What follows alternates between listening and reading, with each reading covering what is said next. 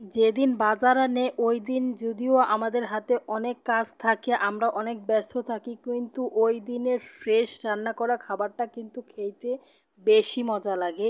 এই যে দেখতেই পারতেছেন আজকে বাজার আনছে, এখন আমার সব বাজার গুছাইতে গুছাইতে প্রায় 1:30টার মতো বাজে গেছে, কিন্তু কিছুই করার নাই। এই যে টাটকা টাটকা মাছ, মানে এটা তো ফ্রিজে এখনও রাখা হয়েছে না, মাছটা আনছিল যা তা। আর এখন এটারে কাইটটা ধুইয়া রেডি করে নিলাম। যদিও কষ্ট হইতাছে কিন্তু কোনো কষ্টই আসলে কষ্ট মনে হইব না যখন এই তরকারিটা আমি রান্না করব। এটা এখন ফ্রেশ আছে মাছটা, এখন আমি এটা ফ্রিজে একদমই রাখছি না। আর ফ্রিজে তো আমরা অবশ্যই রাখি, কিন্তু যে মাছটা ফ্রিজ ছাড়া খাওয়া হয় ওইটার টেস্ট কিন্তু একটু আলাদাই থাকে। এখন আমি টাটকা টাটকা সবজি এবং টাটকা টাটকা মাছ দিয়ে মাছের পাতলা ঝোল রান্না করব। আর এই রান্নাটা খাইতে কিন্তু দারুণ লাগবে। বাজার থেকে আনছিল আলু, তারপরে পুঁই শাক, আর আরও অনেকগুলা বাজারই আনছে, কিন্তু আমি কিন্তু আজকে আলু এবং পুঁই শাক কোনোটা দিয়েই রান্না করব না। আজকে আমি রান্না করব পটল দিয়ে মাছের পাতলা ঝোল। আজকে পটলও আনছে ফ্রেশ ফ্রেশ, আর মাছগুলোও ফ্রেশ ফ্রেশ দেখে আসলে একটু ভালোই লাগতেছিল। বলছিলাম বাজার থেকে কাইটা আনতে, কিন্তু বাজার থেকে কাইটা আর আনে নাই। থাক, যদিও কাইটা আনছে না, মাছটা একদম জ্যান্ত, আমার জন্য কাটতেও ভালো লাগতেছিল। আর মাছটা মনে হচ্ছিল আজকে খাইতেও বেশি ভালো লাগবে।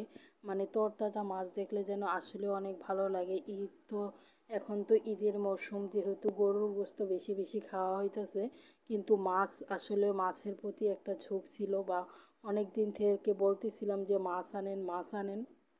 যাক, আজকে মাছ আনছে। আর দেখতেই পারতেছেন একদম টাটকা টাটকা পটল।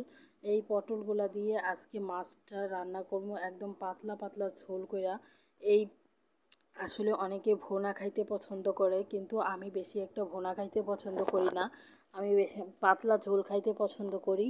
আর তার জন্যই পাতলা ঝোল রান্না করব। আর এক চুলার মধ্যে রান্না করছি একটু শুটকি ভাজি।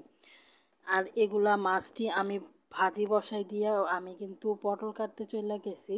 এখন আমার পটল কয়েকটা কাটা হয়েছে, এখন আমার মাছ কিন্তু ভাজা হয়ে গেছে, কিন্তু আমার পটল কাটা শেষ হয়েছে না। এখন ভাবছি মাছটি ওঠাই রেখা তারপরে বাকি পটলগুলা কাইটা নিমু।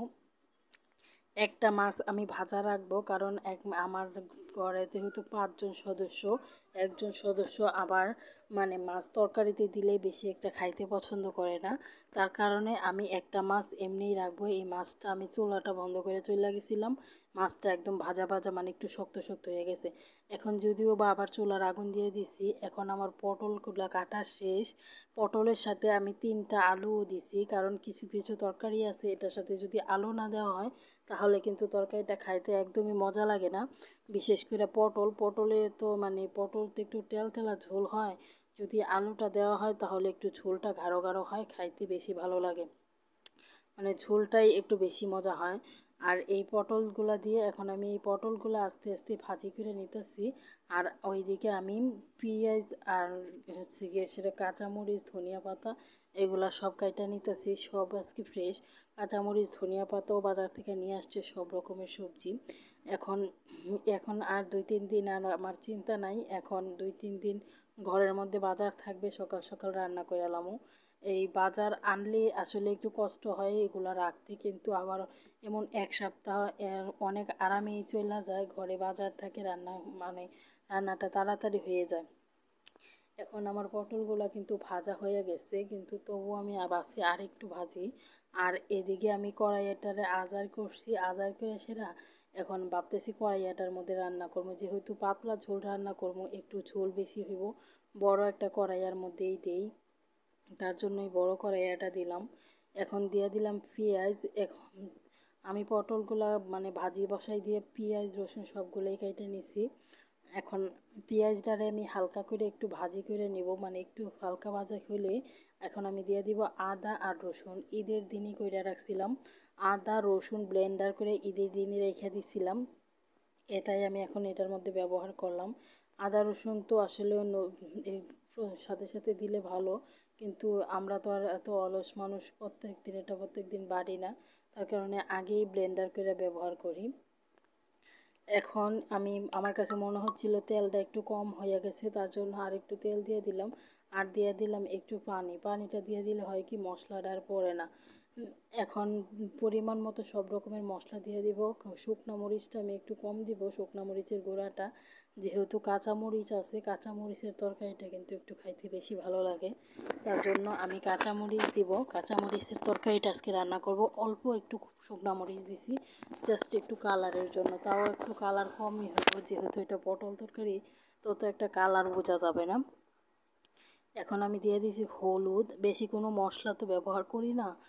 আর একটু হলুদ আর একটু মরিচ, এইসব তরকারির মধ্যে, ঝোল তরকারির মধ্যে কম মশলাই মজা, তার জন্য একটু কমই মশলা ব্যবহার করলাম।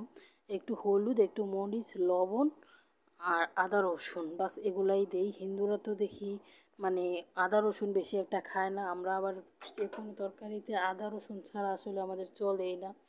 প্রত্যেকটা তরকারিতেই আমরা আদা রসুন দিই। আর হিন্দুরা তো দেখি জিরা আর শুকনো মরিচ মনে হয় দিয়ে সেরা এইভাবে রান্না করে, মানে ফোড়ন দিয়ে সেরা তারা বসায় দেয়। আসলে তারাটাও মজা হয়, কিন্তু আমরাও যেভাবে রান্না করি আমাদেরটাও মজা হয়।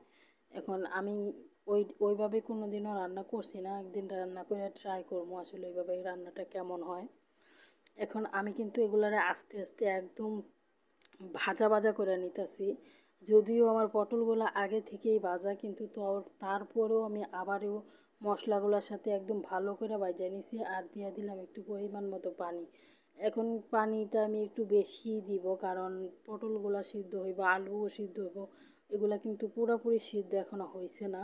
এখন ঝোলটার মধ্যে যত বেশি সিদ্ধ হইব ঝোলটার টেস্ট বাড়বো, আর তরকারিটাও সিদ্ধ হইব। দিয়ে দিলাম কাঁচামরিচ আর ধনিয়া পাতাটা রাইখা দিলাম। এখন আমি এটারে ঢাকা দিয়ে দিব প্রায় 2-3 মিনিটের মতো। 3 থেকে 5 মিনিটের সময়, 5 মিনিট পুরো লাগবে না, 3 মিনিট সময় নিলেই হয়ে যাব। ঢাকাটা দিয়ে দিলাম, ঢাকনাটা দিয়ে সেরা প্রায় 3 মিনিট সময় নিয়ে তারপরে আবার আসলাম। আইসা দেখি প্রায় সিদ্ধই হয়ে গেছে। এখন যেহেতু সিদ্ধ হয়ে গেছে সেহেতু মাছগুলো দিয়ে দিই। মাছের মধ্যে, ঝোলটার মধ্যে তো মাছের ফ্লেভারটাও যাইতে হইব।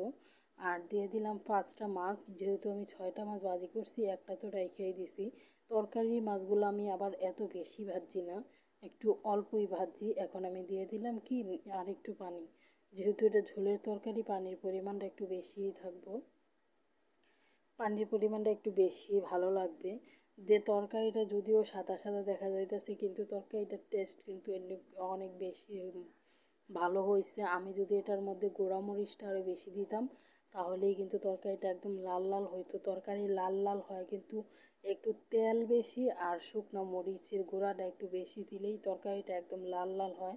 কিন্তু আমি শুকনো মরিচও বেশি দিছি না, তেলও বেশি দিছি না, তার কারণেই আমার তরকারিটা একদম সাদা সাদা রয়েছে। এই তরকারিটা কিন্তু খাইতে যেমন মজা এবং কি শরীরের জন্যও ভালো। তেল কম, মরিচ কম, কাঁচা মরিচের তরকারি সবসময় খাওয়ার ট্রাই করা উচিত সবার। কাঁচা মরিচের তরকারিতে কোনো মানে সাইড এফেক্ট নাই। এখন আমার রান্নাটা প্রায় হয়েই গেছে, কমপ্লিট তরকারি। এখন আমি একটু বাইরে আমার শ্বশুরে দিয়ে দিব।